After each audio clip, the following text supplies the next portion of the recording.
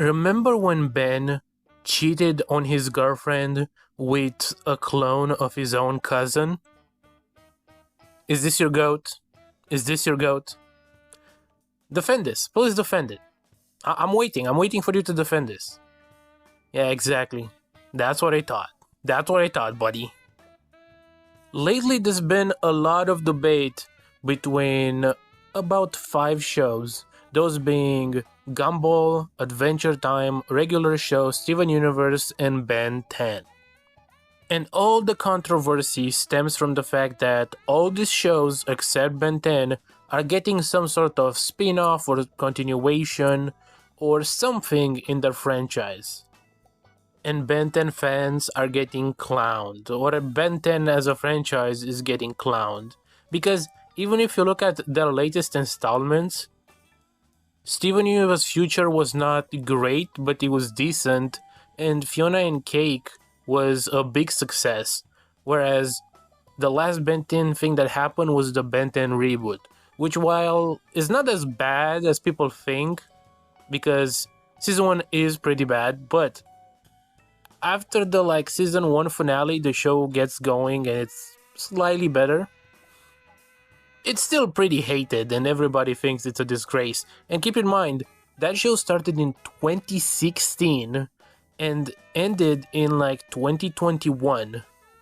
So we're coming to about 10 years since the start of the reboot with nothing else but the reboot. And even the reboot ended almost 5 years ago.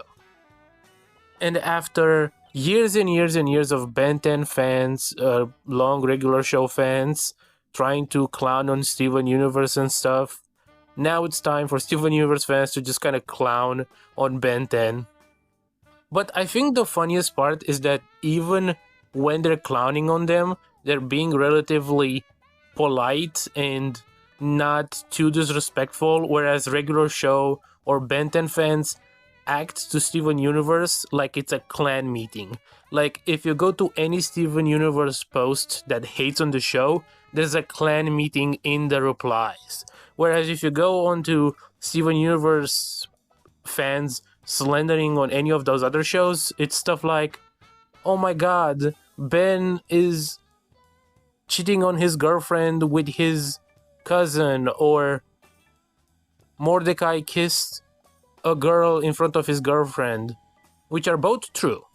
And that's why I'm making this video, because you could say whatever you want about Ben 10 or Regular Show or Gumball or Adventure Time or Steven Universe. You could like whatever you like, you could dislike whatever you dislike, but there's no doubt in my mind that all those memes of somehow Mordecai and Rigby and Finn from Adventure Time being Chads where Steven is a loser are hilarious, because Steven is like the only guy out of this whole group that doesn't actually become some sort of DD party guest. And let me explain. Mordecai got up in the middle of someone else's wedding and then talked about how he needs to find his soulmate while referring to his ex in front of his girlfriend. This man broke up with his girlfriend in front of God, their friends, their family members, and even death. I'm surprised Muscle Man didn't put him through a wall. Everything is not about you, you loser. So in Steven Universe, Steven's only kind of relationship with anybody in terms of romance is with Connie, who is his best friend. And throughout the series, they're children, so they're mostly kind of just cute together. They're not romantic, they don't kiss, they don't do anything outside of, fusing, which is a whole thing in Steven Universe, but that's about it. They never really do anything until Steven is 16 in Future or the movie, when she kisses him on the cheek. Which means that they have a pretty healthy relationship. They grow up together as children, they're best friends, they fight together, they do a lot of stuff together, and then when they grow up, they just kind of become a couple. That's cute. Yeah, there's an arc in season 5 that I didn't like, where they kind of fight with each other, and it was very bad and poorly written, but that's about it. Now, let's compare and contrast that with Ben 10, or better off, Regular Show. So in regular show, Mordecai has crush on Margaret. So for a good portion of the story, he keeps simping for her and trying to get to be with her. And that's like the main instigating plot of a lot of episodes. He's just very horny for this bird. And at some point, you know how it works, he ends up with her. And then eventually they split off and break off and etc. Well, what does he do? He finds another girl. And this girl is super cool, and she's basically like the perfect kind of girl for him. She's not like stuck up, she has common interest. He doesn't have to change himself for her the way he kind of had to change himself for Margaret, so that Margaret actually, you know, likes him. This is a perfect relationship. But hey, guess what happens? Guess what happens at some point in time? He finds himself in a situation where he talks with her again at a party. And this guy has the absolute audacity, the absolute insanity to go on and kiss her in public. While CJ, who is this like perfect freaking girlfriend, is watching and looking at him and is like, what the fuck is wrong with you, you fucking perverted ass, freaky ass dude. Which he is, by the way. Like, I don't want to downplay that. His simping is like obsessive. He's not just like some guy who just kind of likes a girl and doesn't know how to approach her. He is a freaky ass obsessed dude. A stalker, basically, before he even gets with her. And after, again, breaks up with her and finds another girl, he kisses her in front of his new girlfriend. And you know what the funniest part is? When he tries to explain to her later, the next day, his phone rings and his ringtone is, well, just watch. Hanging with Margaret just to feel so good. Margaret? Oh, in the past, huh? And you thought that was bad. But look at Finn.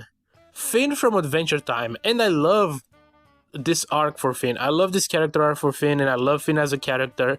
He's one of my favorite protagonists. He's one of my favorite characters in Adventure Time. Maybe my favorite character in Adventure Time. I love his arc. I love his episodes. And I love this too. But it's psychopathic. He had a dream, a wet dream, about Flame Princess flaming his pants, basically. And he realized that when Flame Princess beats up Ice King, he gets very horny about it, and he has wet dreams. So he decides to manipulate Ice King, who at this point knows is just an insane freaking dude who's been corrupted by the crown and he can't help it. He manipulates him, and he manipulates his own girlfriend into fighting together, almost destroying Ooh, by the way, because those two are powerful elemental monsters in terms of strength. They're like insane. They fight with mountains. She literally melts the Ice Kingdom, creating probably like a mass immigration from the animals and citizens of the kingdom, if not just straight up a genocide against the creatures of that kingdom. And all of that just because Finn was horny. I said I was sorry. How do I put this? Ben 10 might be the worst guy I have ever seen in a relationship. Like, yeah, there are worse guys in the sense of they're like abusive or like, you know, SAing people. But like in terms of a vanilla cartoon boyfriend that's supposed to be the good guy, that doesn't do anything over the top in terms of like abuse or anything, he's like the worst boyfriend ever. So he meets this girl Julie in Alien Force. He gets with her, they have a few episodes together. It's cute, it's bland, I don't care for it, it's not interesting or entertaining, but it's okay, I guess.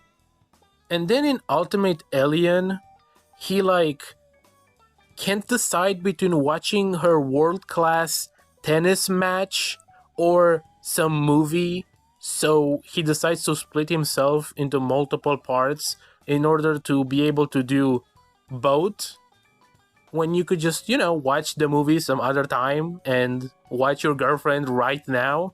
But okay, that's pretty shitty. What else? Well, he actually refuses to help her when her pet runs off to save its original owner in space. He just doesn't talk to her. He just ignores her, and then he gets mad when she ignores him back. After this, there's this celebrity, I think she's an actress, and Ben quite literally is hitting and almost fucking this grown adult woman. By the way, she's a grown adult, and Ben is like, yeah, I'ma hit that. Buddy, again, you have a girlfriend. In the movie, in the live action movie, Alien Storm, he flirts with this girl who he's known for like a long time, even though again, he's in a relationship with Julie. And the most egregious one is when there's this alien woman which was created by this device from the DNA sample of Gwen, and Ben just wants to kiss her and make out with her and, fuck her, even though it's pointed out, I think in this episode, that he still is with Julie. And in Omniverse, he breaks up with her by mistake while playing a video game, and then he doesn't even remember her, or at least doesn't talk to her until he sees her randomly back in town, where she has already another boyfriend who treats her right. And he's still trying to convince her to take him back. This guy is unbelievable. The only other CN protagonist in this conversation outside of Steven that has a pretty healthy and cool relationship, within the bounds of cartoon jokes and stuff, because you could never be a 100% wholesome couple in a comedy, but I think Gumball and Penny do it perfectly.